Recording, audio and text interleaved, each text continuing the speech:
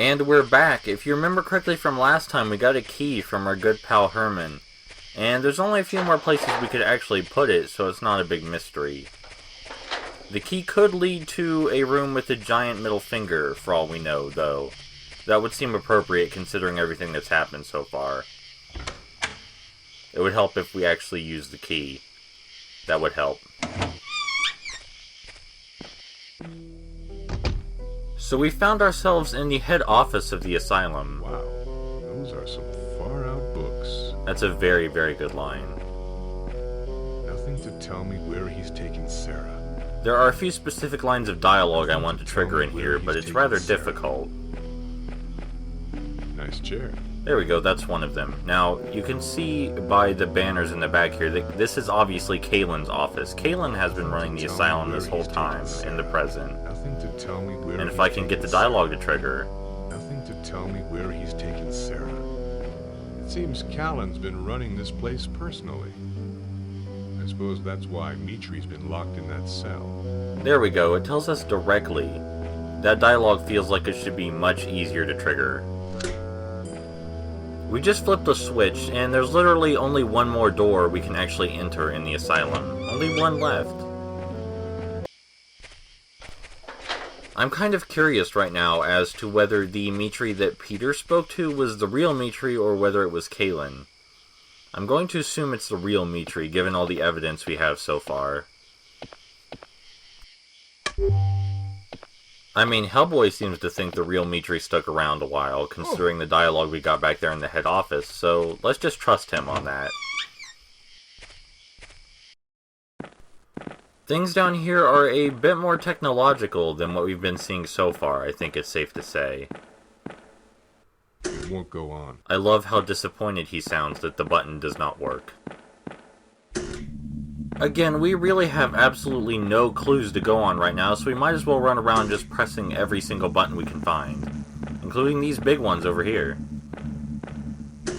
If Hellboy were paying more attention, he might notice that he's activating some sort of big torture device.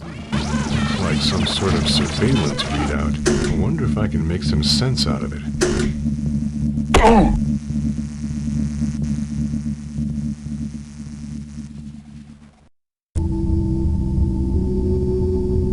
What should we do with it?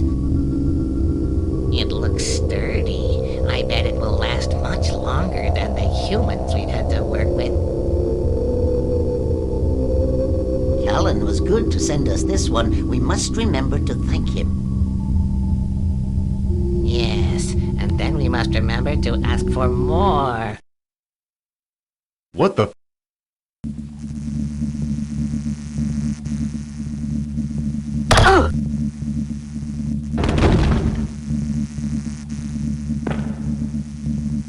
That's all for them. So Kaylin's apparently had freaky little men doing experiments on people, which would explain a lot. Let's see what this does.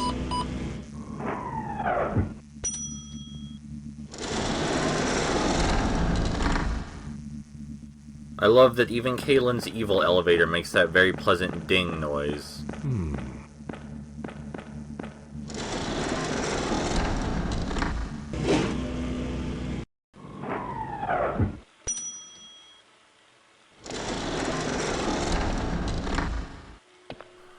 We still don't know where we are, but this has to lead somewhere, right?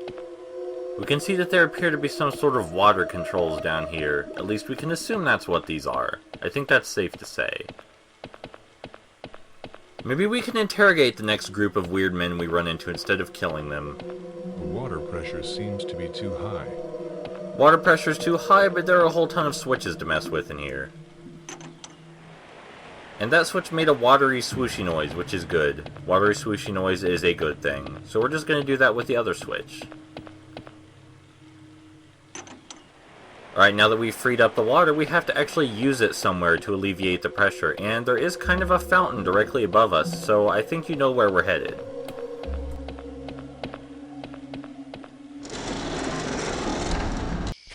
Something I rather like about this game is that all of the puzzles use real logic. There's very few leaps in logic involved in the game, and if you think about a puzzle realistically, you're likely to come up with the solution fairly quickly.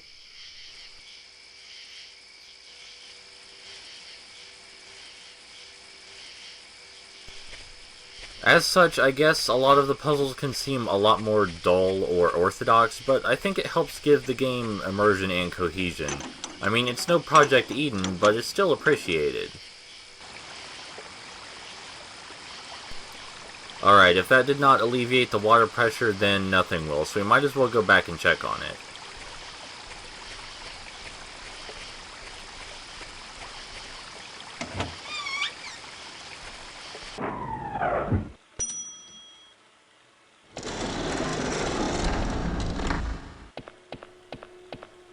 Well, things look the same, but let's hold our judgments until we get to the door. Let's see what the door has to say about all this.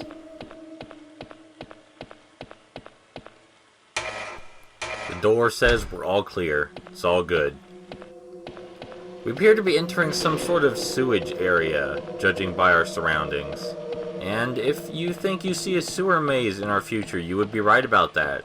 But it's not as bad as you're thinking.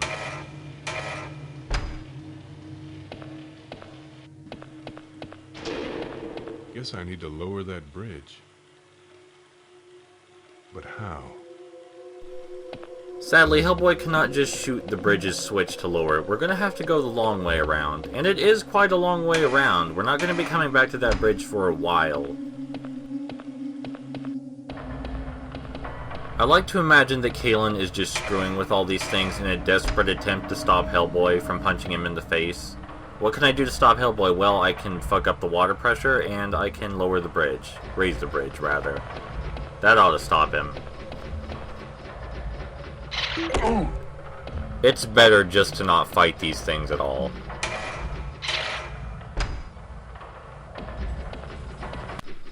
So, before we get headed on our trek through the sewer maze, let's check out what this giant pipe is for. I wonder where this goes. I really don't want to try this. Well, we're in charge, Hellboy. Jump through the hole. Do not defy us.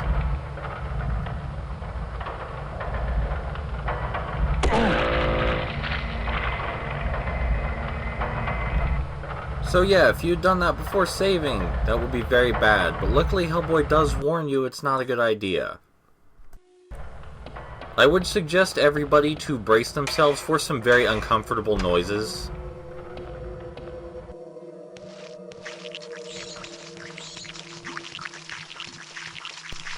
So that really disgusting, obnoxiously loud sound is coming from these bug things right here, which are also invincible. So we're going to be hearing that noise for a bit.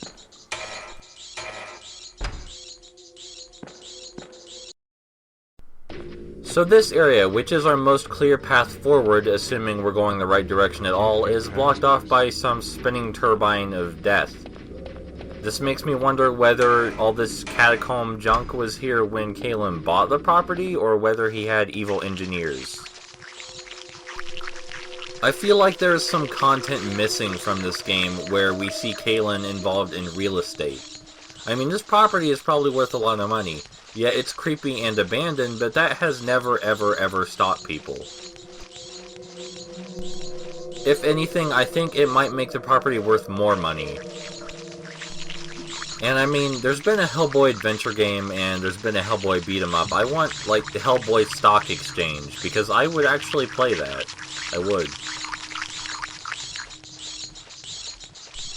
This maze might seem a bit confusing and irritating, but it's actually not as complicated as it seems, and if you just head in the most obvious directions, it's pretty easy to figure out where you're supposed to go. Especially after you've played Scooby-Doo Classic Creep Capers on the Nintendo 64, this is nothing. This pales in comparison. I think it's very easy to relate to Hellboy right now, because we and Hellboy both want the same thing. We want that noise to stop, and we're trying desperately to find out how to make that noise stop. It makes me wonder, though, whether these disgusting, annoyingly loud creatures are from Kalen's experiments, or whether they come from the portal to hell.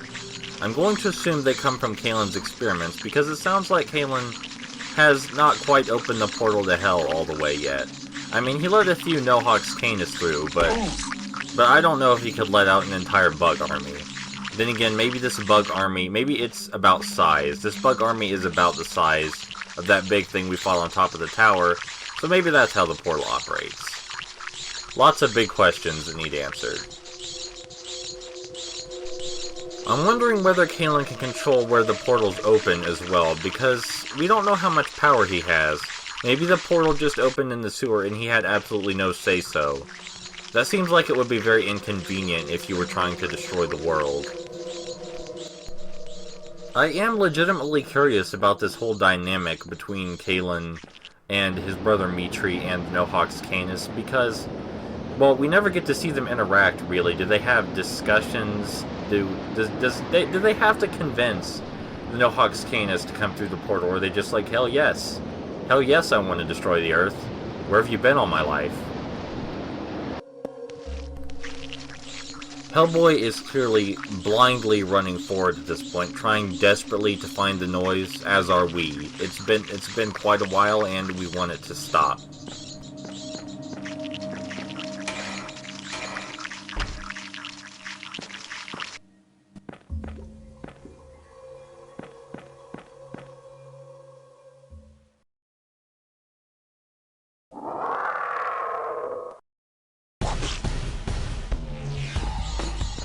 Wow, this thing is big and disgusting. Luckily, it cannot attack us directly. We cannot attack it directly either, though. We have to attack its babies, because these babies are not invincible like all the other bugs we've been fighting. And when we kill one of its babies, it will poop out another. Let's just call it pooping, for everybody's sake. Let's just call it pooping. And when we do manage to kill one of its babies, it will throw its head back in pain, which is honestly kind of disturbing. While it does that, we have a chance to run underneath it. I missed my opportunity just there, but I will have another here in just a moment. And if there's anything we've learned recently, it's that fiddling with random machinery is a very good idea.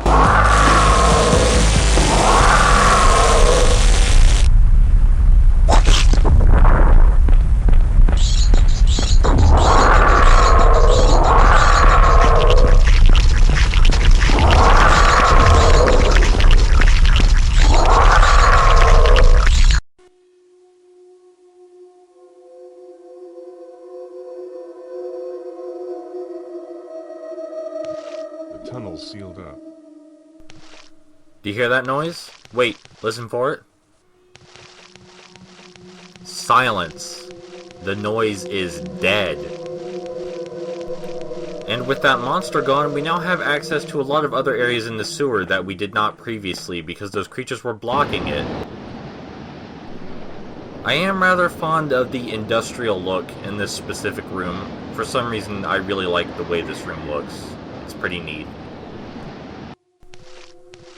You may consider what we just did to be a victory of some sort, but really, in the scope of things, we have no idea if that did anything, or if we're any closer to finding Sarah at all. But, you know, let's be optimistic and assume that Kalen is in this compound somewhere.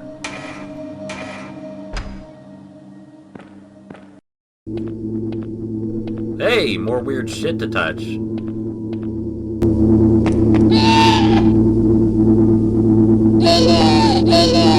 Oh, little guy, calm down.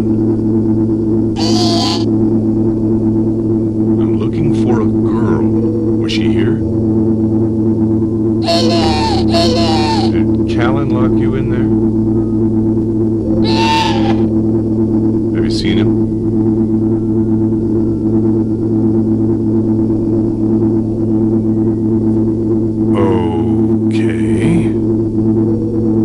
Get you out. Then we'll talk.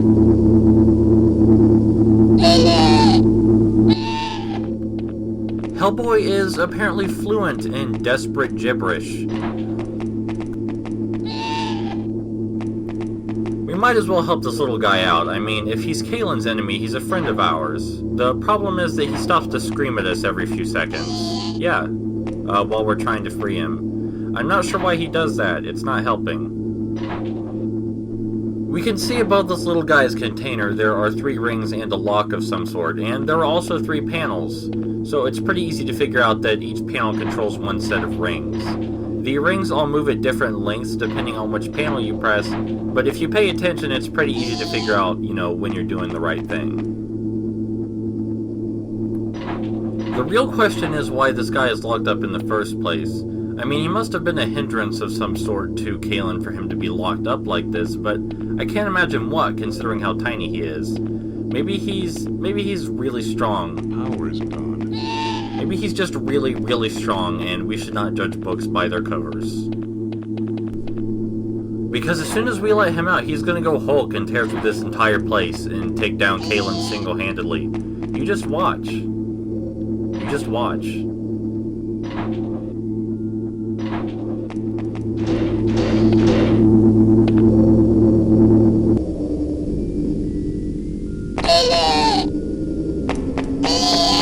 Hey, we had a deal. By the way, you're welcome. I love how sassy and upset Hellboy sounds as he says that. It's just perfect. Alright, so with that guy just running out on us, we're running out of places to go, let's be honest here. And this door just leads back to somewhere we've already been. So we're really running out of leads here. Unless that guy miraculously comes back to help us later, but I don't think that's going to be the case. We're kind of getting pummeled, but again, it's a bad idea to fight these things. Yeah, that works. They take more hits from Hellboy's fists than, I don't know, let's say frogmen.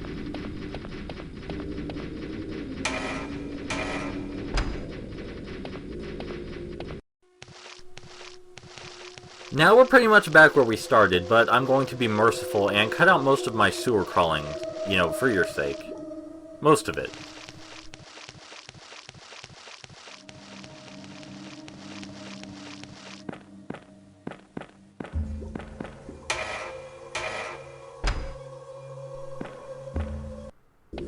We found ourselves in what appears to be some sort of elevator room, and there is a button and a health kit. I assume in case any of Kalen's freaky weird little men get injured falling down. We've only seen 3. Well, that sure did a lot of good. We're literally completely out of places to go, so we might as well just backtrack and hope we missed something important.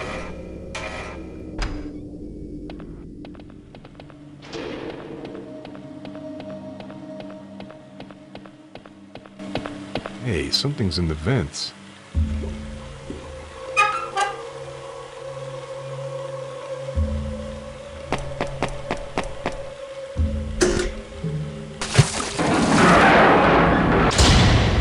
How about that? Little guy helped me out after all. And just as all hope seemed lost, the little guy came through for us just before he decided to complete his dream of becoming a merman. You remember how earlier I mentioned that all of the puzzles were fairly simple and logic-based? Well, this is no exception. We have this electricity coming at us, and we just need to hide out in these little alcoves until it passes. Again, it's really simple, does not require a whole lot of critical thinking, but it adds to the immersion a bit, I think. It looks like this electricity was used for experiments of some sort, judging by the surroundings, but there's nothing in here really to experiment on. Maybe this is what's sending power to the rest of the facility. And hey, we're back in the elevator room. And it's lucky that we did press that button down there because we couldn't bring the elevator up from here. However, the only thing actually in this room is... Wow, big wrench. a very big wrench. Luckily, we know exactly where we could stick a big wrench.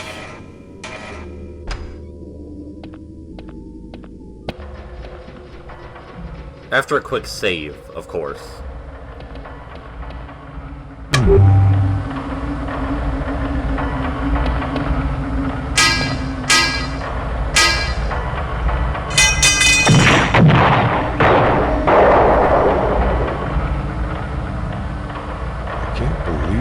Enjoyed that.